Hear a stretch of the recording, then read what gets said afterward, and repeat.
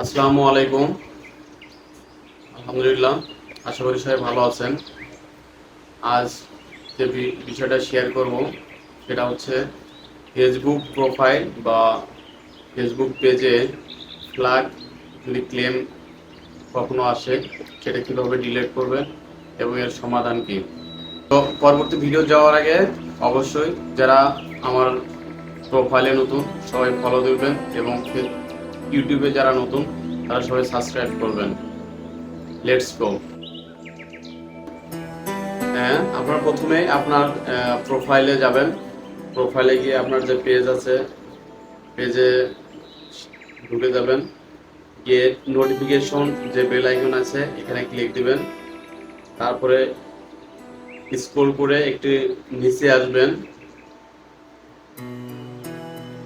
নিচে এসে ফ্ল্যাগ যে ক্লেমটা আছে বা কপিরাইট না সরি ফ্ল্যাগের যে ক্লেমটা আছে সেই ফ্ল্যাগে গিয়ে ওইখানে ক্লিক দেন।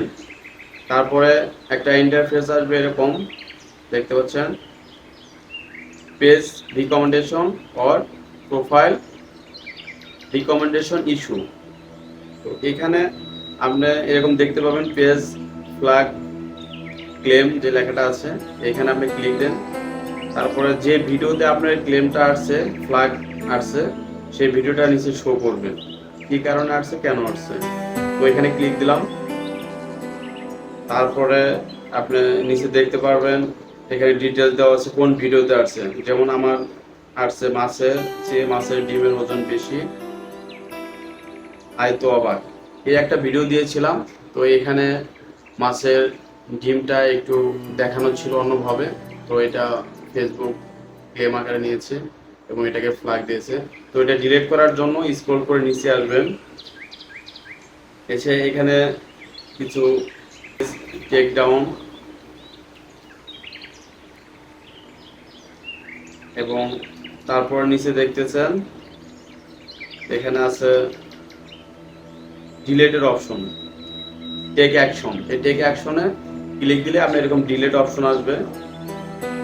এখানে ডিলেট অপশন আছে, ম্যানেজ অ্যাডমিন আছে। তো ম্যানেজ অ্যাডমিন লাগবে না, আপনি ডিলিট করে দিবেন। ডিলিট করে দিলে এরকম ইন্টারফেস শো করবে। আচ্ছা, এখন দেখতে পাচ্ছেন আপনার পেজে কোনো ইস্যু নেই, পেজ হ্যাজ নো ইস্যুস।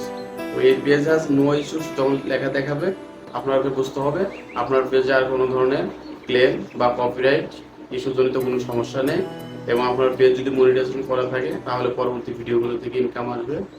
আর আপনার যেটাতে ক্লেম আসবে ওই ভিডিও অবশ্যই ডিলিট করতে হবে যদি আপনার কপিরাইট জনিত কোনো কিছু থাকে।